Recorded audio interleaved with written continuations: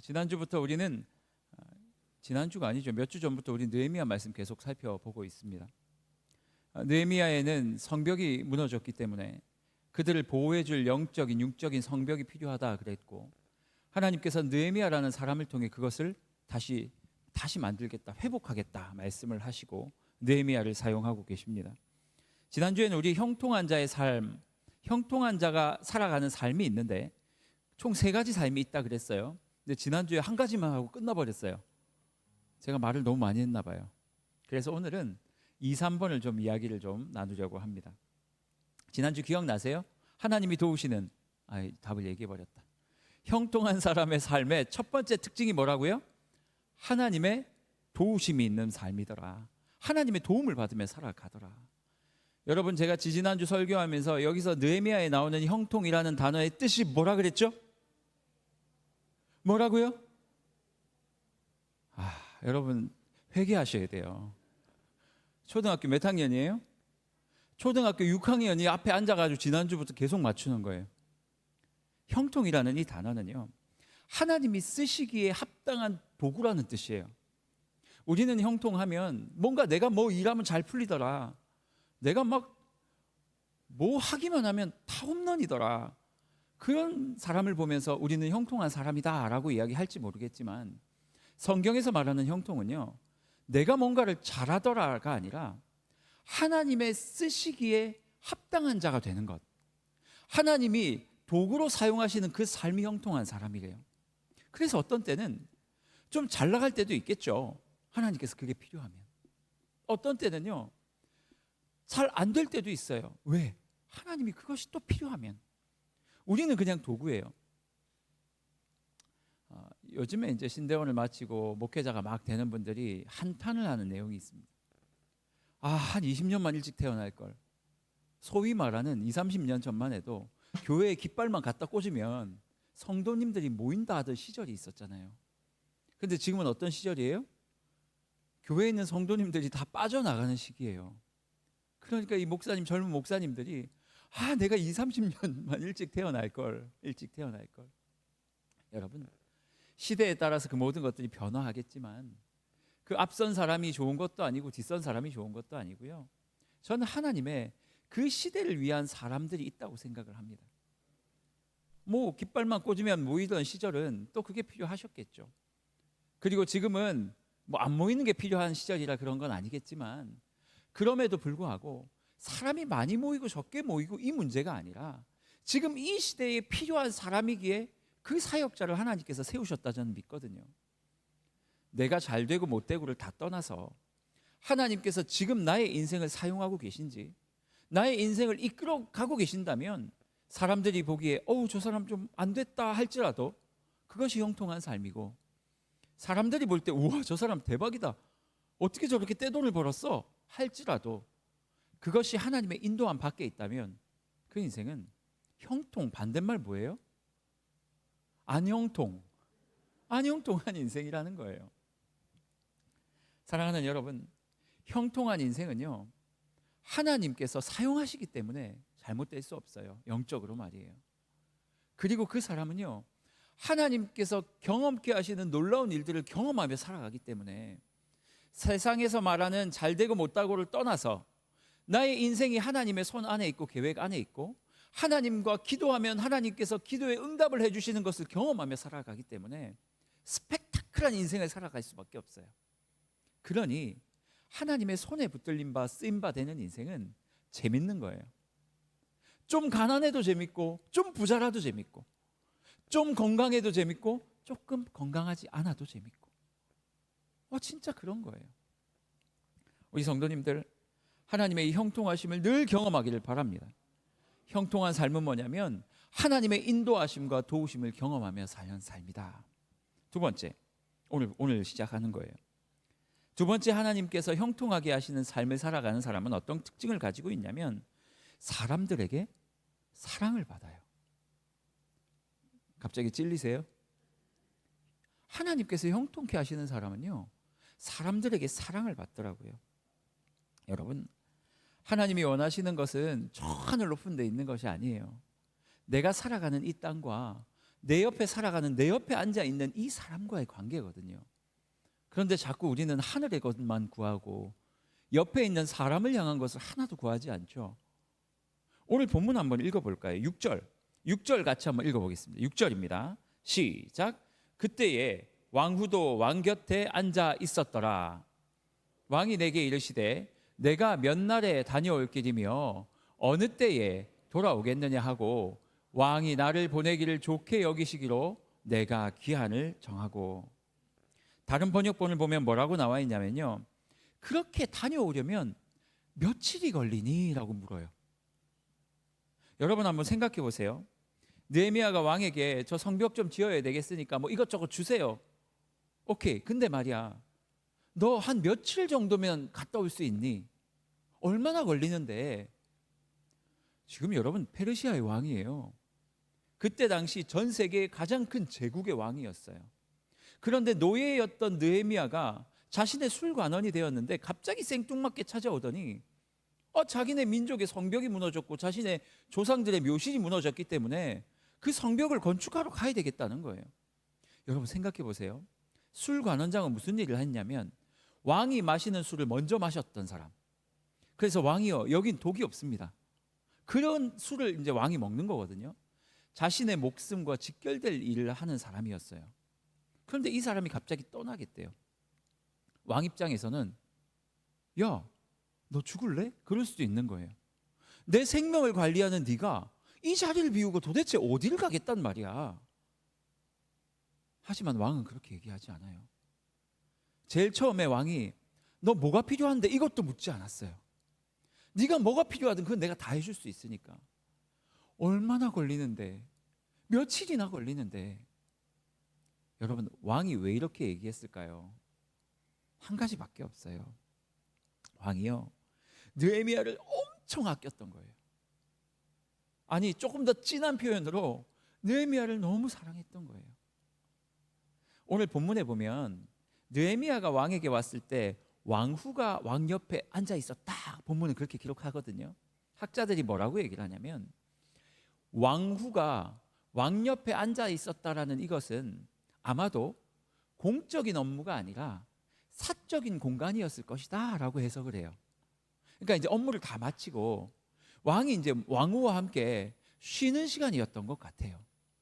그때 느헤미야가 왕과 왕후가 있던 곳으로 들어가는 거죠. 여러분 이거 말이 안 되는 얘기거든요. 에스더 기억나시죠? 왕후였는데도 왕이 금호를 내리지 않으면 내가 죽을 수도 있는데 죽으면 죽는 거지요? 그러고 들어간 거예요. 지금 어전도 아니고 왕의 사적인 공간에 왕후랑 둘이 있는데 느헤미야가 그 공간을 들었다는 거예요. 보통 관계가 아니었던 거죠. 왕의 신임과 왕의 사랑을 얼마나 받았으면 노예였던 느헤미야가 솔직히 페르시아 왕 죽이고 독립한다고 할 수도 있는 거잖아요.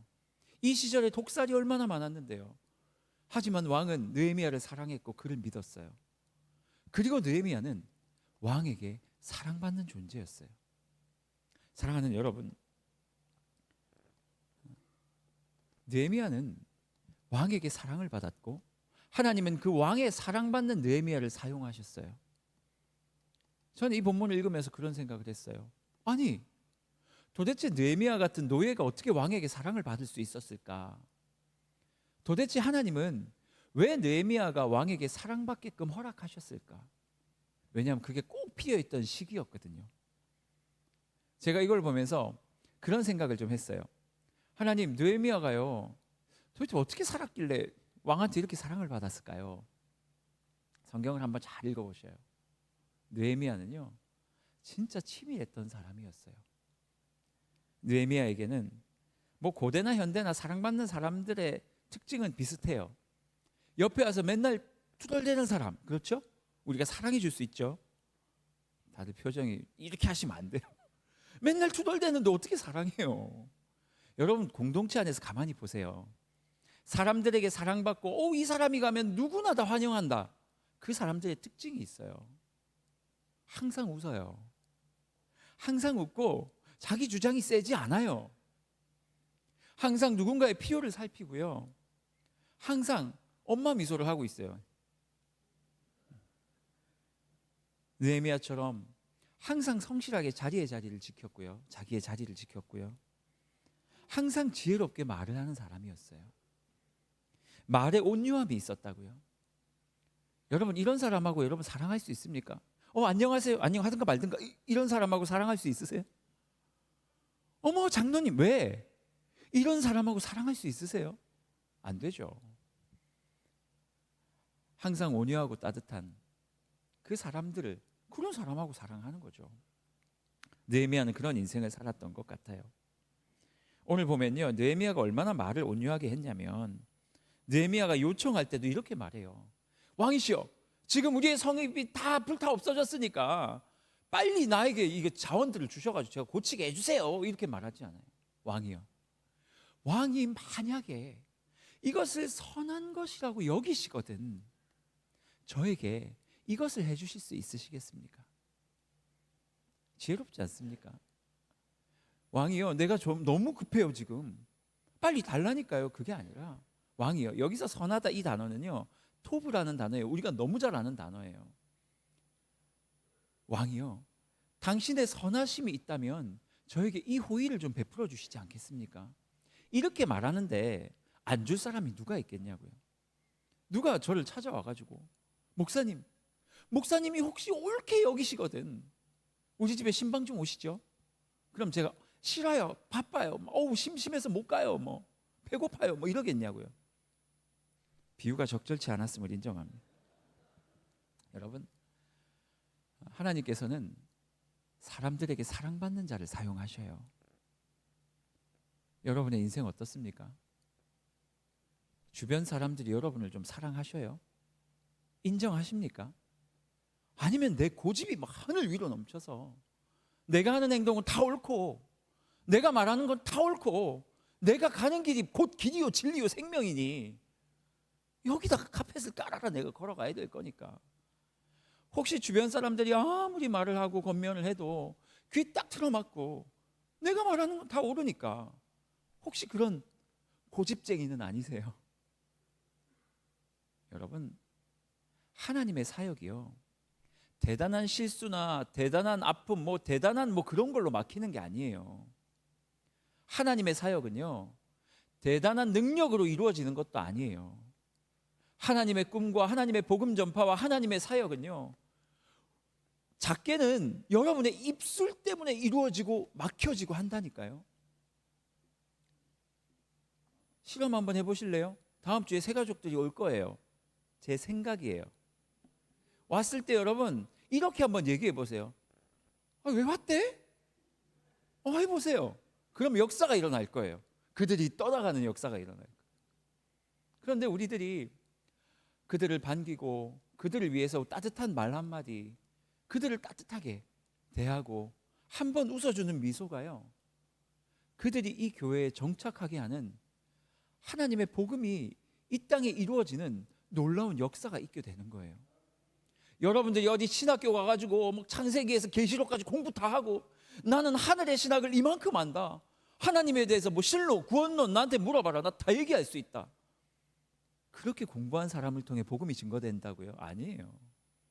하나님의 복음이 증거되고 하나님의 꿈이 이루어지는 것은 신학을 좀 몰라도, 내가 구원론을 잘 몰라도 하나님을 닮아가고 예쁘게 말하는 거, 예쁘게 눈 뜨는 거, 다른 사람이 이상한 소리에도 좀 참아주는 거, 혹 다른 사람에게 내가 양보하고 좀 이렇게 해주는 거, 여기 내 자리인데 다른 사람이 먼저 앉으면 너그럽게 옆자리에 앉을 수 있는 거, 진짜 그런 사람이 있다고 얘기하는 거 아니에요.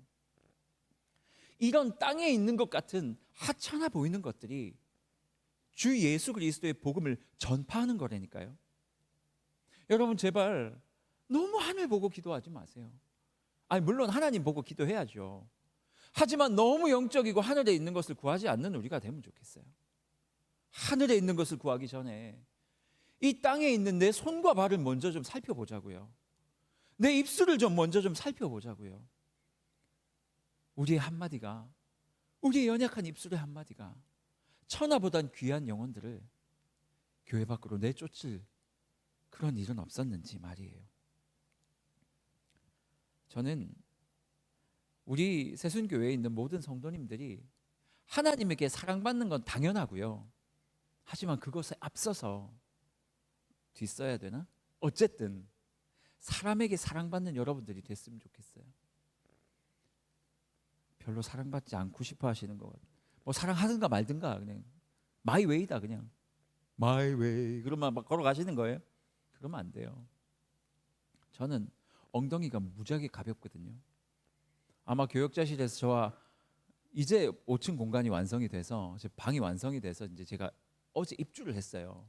입주를 했고 청소하고 막 정리하는 중인데 아마 우리 교역자들이 한 달 정도 저랑 같이 있으면서 힘들었을 거예요. 제 엉덩이는 무척 가볍거든요. 그래서 교회를 하루 종일 돌아다니거든요.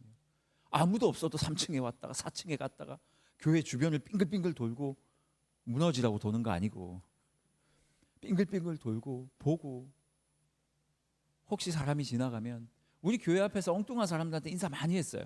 다 우리 성도인 줄 알고 제가 우리 성도님들 얼굴 다 모르니까 성도인 줄 알고 안녕하세요 그러고 지나가요. 막. 특히 카페에 앉아 있는 분들 안녕 그러고 가는 거예요. 그리고 이제는 제가 노하우가 좀 생겼어요. 이렇게 하고 제 눈을 보고 인사를 하려고 그러면 제가 인사하고 인사 안 하면 그냥 지나가고. 여러분 저는 우리 새순교회 모든 성도님들이 사람들에게 사랑을 받되 여러분의 엉덩이가 다 가벼워졌으면 좋겠어요. 입은 좀 무거워지고 혹시 내 입이 열린다면 사랑하고 축복하고. 미국에 한 교회가 있대요. 그 교회 성도가 한 3,000명 정도 된대요. 그런데 다음에 또 제가 설교 때 얘기하겠지만 그 교회에 등록 대기하고 있는 사람까지 치면 7,000명이래요. 4,000명이 등록을 대기하고 예배를 다닌대요. 그게 왜 그런가 해서 살펴봤더니 그 교회 등록하기가 너무 까다롭대요. 안 받아준대요 등록을. 그래서 뭐 공부도 많고 뭐 많대요. 그래서 다 하고 나서 등록하는 날 제일 첫 번째 등록 이 작성하는 제일 1번에 글을 하나 딱 써놓는데요. 뭐라고 써놓냐면 당신은 다른 사람의 험담을 하지 않겠습니까? 거기 예스 하면 등록이고 노 하면 등록이 안 된대요. 그리고 나서 그 세 가족들이 세 가족 교육을 받을 때 훈련을 받는데요. 둘이 얘기하다가 한 사람이 전 교회 성도들이요. 한 사람이 저기 김 집사 말이야 이렇게 딱 나오면 이렇게 마주보고 이야기를 하다가 반대에 있는 사람이 이렇게 딱 앉는데요. 돌려서 앉는데요. 그러면 이야기하던 사람이 서로 그게 훈련이 돼 있는 거예요. 서로 이야기하다 누군가의 험담이 시작되면 돌려 앉고 또 험담이 시작되면 돌려 앉고. 그래서 싸우지 않는데요. 집사님 그런 얘기 하면 안 되지 이러면 싸우는 거거든요. 예. 내 몸으로 더 이상 당신의 그 험담을 듣지 않겠다. 칭찬만 해도 모자랄 판에 왜 그렇게 하느냐. 그러고 나니까요 그 교회가 화평이 넘치는 거예요. 계속 평화로운 거예요. 싸움도 없고 싸움할 수가 없죠. 아무도 안 받아주는데요. 사랑하는 여러분, 저는 우리 새순교회 성도님들의 입술이 그런 입술이 되었으면 좋겠어요. 혹시 손 들어서 불평 많이 하는 사람 이렇게 아무도 하지 마시고요. 재미도 없는 거를 자꾸 하고 여러분, 우리의 입술이 하나님을 닮아가고 이 입술로 말미암아 사람들이 살아나고 이 입술로 말미암아 하나님의 복음들이 이루어진다면, 복음 전파가 이루어진다면 어떻게 보면 땅에 있는 것 같잖아요. 별거 아니잖아요. 그렇다면 하나님께서 우리를 통해 어떻게 한다고요? 사람들에게 사랑받는 사람이 되게 하고 그 사랑받는 나를 통해 그리스도의 복음이 전파되는 거예요. 그러니 어디 가서 피켓 들고 예수 믿으세요 이거 하지 마시고 교회에서 여러분의 입술을 그리고 우리 몸의 자세를 사랑받을 만한 존재로 좀 채워갔으면 좋겠어요. 만들어갔으면 좋겠어요. 그 기술을 익히는 우리가 됐으면 좋겠어요. 그리고 우리 어른들뿐만 아니라 우리 사랑하는 여기 있는 아이들요. 우리 아이들은 아무것도 안 해도 그냥 사랑받는 존재니까 여러분들은 그냥 하면 돼요. 그냥 존재만으로도 사랑받을 수 있으니까. 아주 그냥 밤에 잠 올까 봐 제가 생쇼를 합니다. 사랑하는 여러분, 어쨌든 정죄나 용납을 안 하면 안 되고 정죄하지 마시고 날마다 용납하고 또 사랑받는 모습을 갖춘 우리가 돼서 진짜 하나님의 복음이 그것을 통해서 이루어지는 우리 공동체가 되면 좋겠어요. 언제 한번 이 캠페인을 했으면 좋겠어요. 누군가가 누군가를 험담을 하려고 그러면 이렇게, 여러분 그거 아세요? 교회에서 둘이 싸우잖아요. 그러면 그분들이 싸운 문제는 사실은 나중에는 없어요. 이제 남는 건 감정만 남아서 패가 갈려요. 또 기가 막히죠. 시켜주지도 않았는데 홍해처럼 갈려요. 그래서 이 사람 패, 저 사람 패, 나중에는요 예수 그리스도의 복음의 문제가 아닌데 그게 마치 그리스도의 십자가의 문제인 것처럼 여기고 죽자 사자 싸운다니까요. 그리고 한 10년만 지나서 생각해 보세요. 내가 왜 싸웠지? 부부싸움도 똑같고요. 나중에는 감정만 남지 팩트는 안 남지 않습니까? 우리 새순교회는 진짜 싸움이 없는 교회가 되면 좋겠어요. 실수할 수 있잖아요. 그거 정죄하라고 우리가 있는 사람들 아니잖아요. 또 왜 실수해요? 실수했으면 미안하다고 할 수 있잖아요. 서로 용납하고 아니면 좀 기다려주고 그렇게 하나하나 하나님께서 원하시는 이거 별것 아닌 것 같은 이 문제가 복음을 잘라뜨리니까 그런 것들을 주님 앞에 연습함으로 말미암아 우리의 입술과 우리의 사랑으로 말미암아 복음이 전해지는 공동체가 되기를 주님의 이름으로 축원합니다. 세 번째는요, 하나님께서 용납하시는 형통한 자의 삶, 하나님께서 형통케 하시는 삶을 살아가는 자는 세 번째 어떤 삶을 살아냐면 세상을 근심하게 하는 삶을 살아간다. 느헤미야가 그렇게 했는데 10절 한번 읽어볼까요? 10절 같이 한번 읽겠습니다. 시작. 호론 사람 산발랏과 종이었던 암몬 사람 도비아가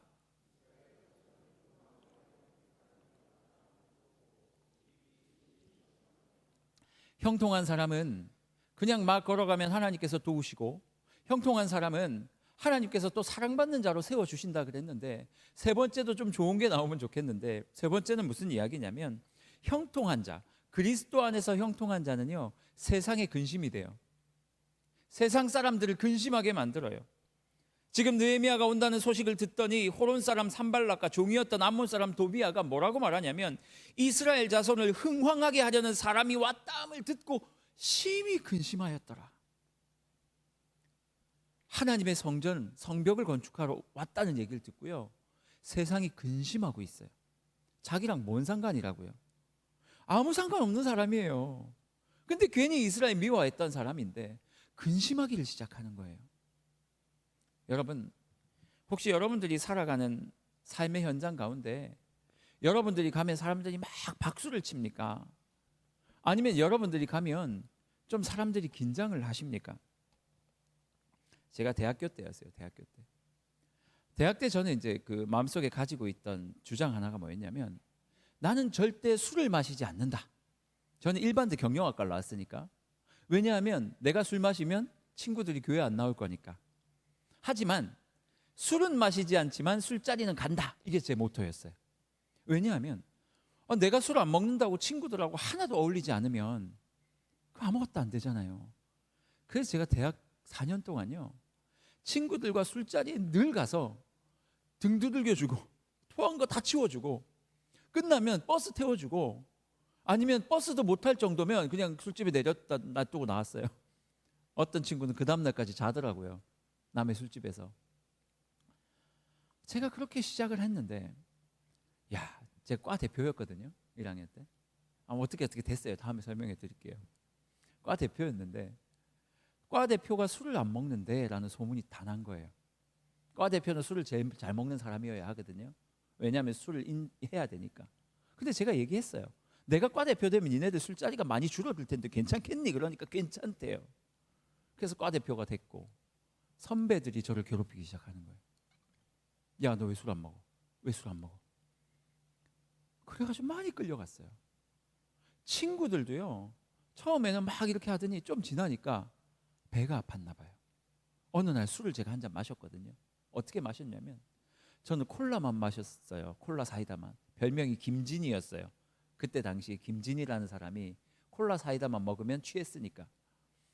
그런데 어느 날 이걸 먹는데 뜨끈한 게 목을 쫙 넘어오는 거예요. 친구가 너무 얄미웠는지 제 콜라 잔에다가 소주를 한 잔 부은 거예요. 너무 속상했어요. 왜 속상했냐면 그 친구가 교회 다니는 친구였어요. 나도 교회 다닌다. 니만 교회 다니나. 그럼 소주를 부었어요. 뭐 어떻게 해요? 뭐 멱살 잡고 싸울 수 없었죠. 그리고 나서 몇 주 지나고 나니까 다른 친구들 몇 사람이 찾아왔어요. 그런데 하는 말이, 친구야, 사실 나도 교회 다닌다. 술 제일 잘 먹는 놈들이.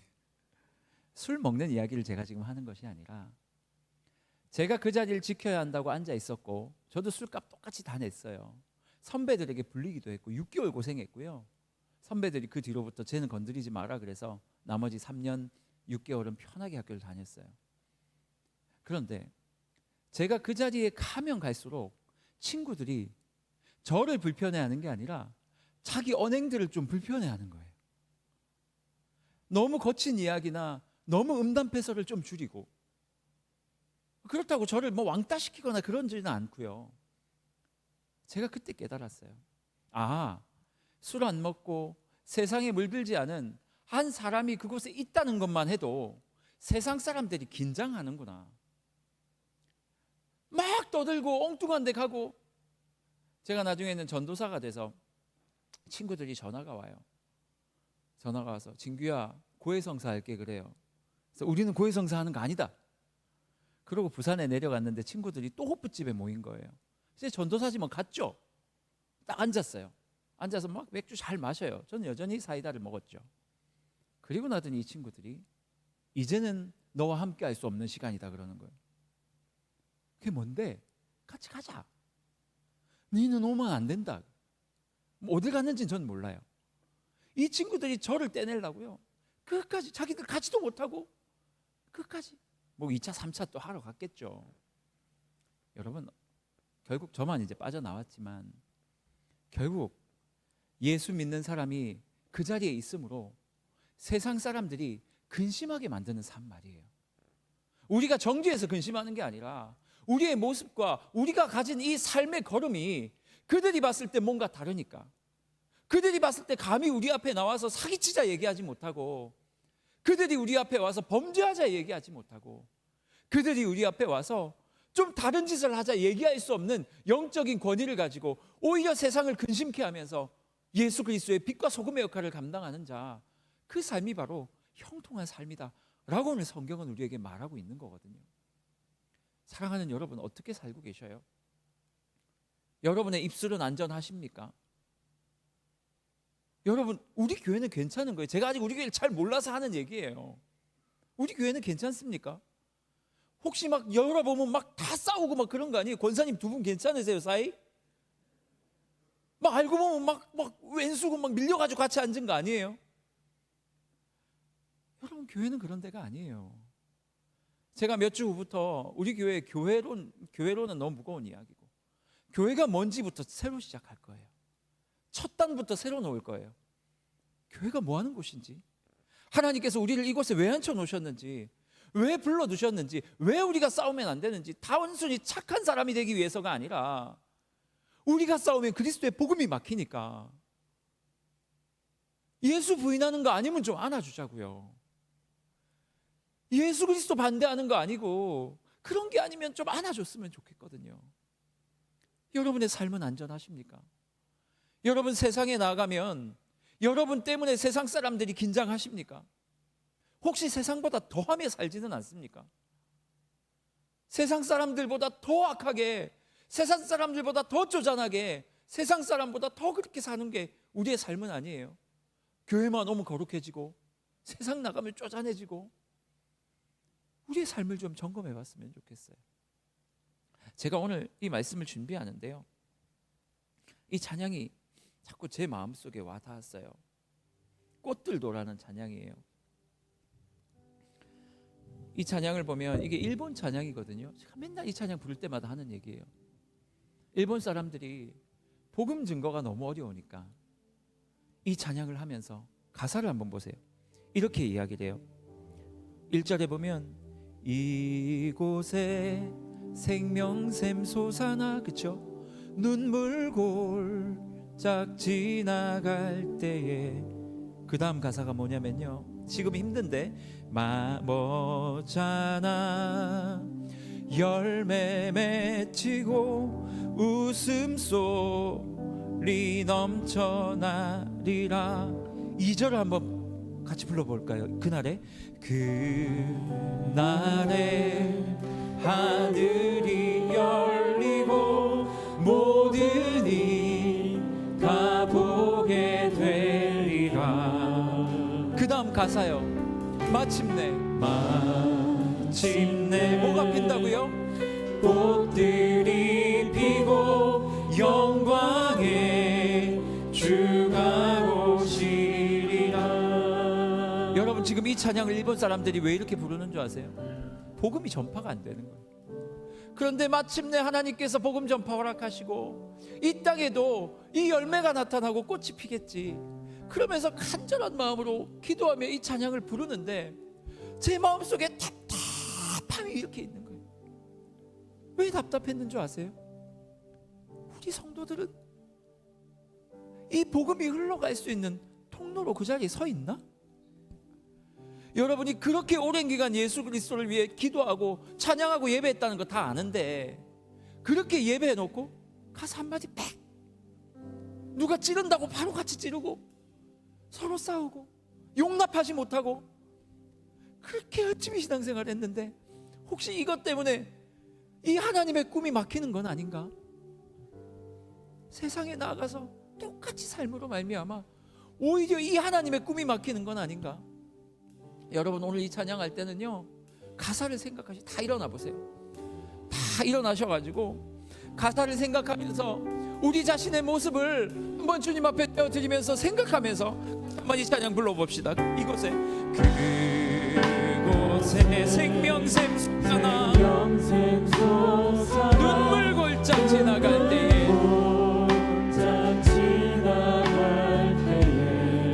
뭐잖아 열매 맺히고 열매 맺히고 웃음소리 넘쳐나리라. 꽃들도 구름도 바람도 넓은 바다도 찬양하라 찬양하라 예수를.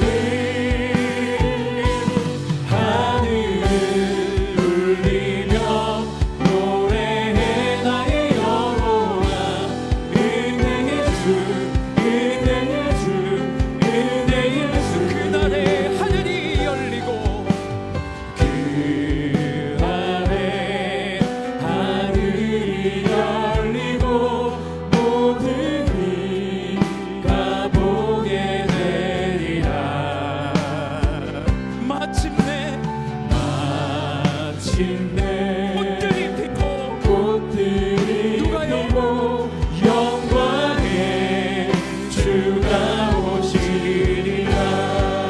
꽃들도 구름도 바람도 넓은 바다도 찬양하라 찬양하라 예수를. 하늘을 울리며 노래해 나의 영혼아. 은혜의 주 은혜의 주. 우리 이 절 다시 한번 찬양합니다. 그날에 하늘이 열리고 그날에 하늘이 열리고 모든 이가 보게 되리라. 마침내 뭐가 핀다고요? 마침내 꽃들이 피고 영광의 주가 오시리라. 꽃들도 구름도 바람도 넓은 바다도 찬양하라 찬양하라 예수를. 하늘을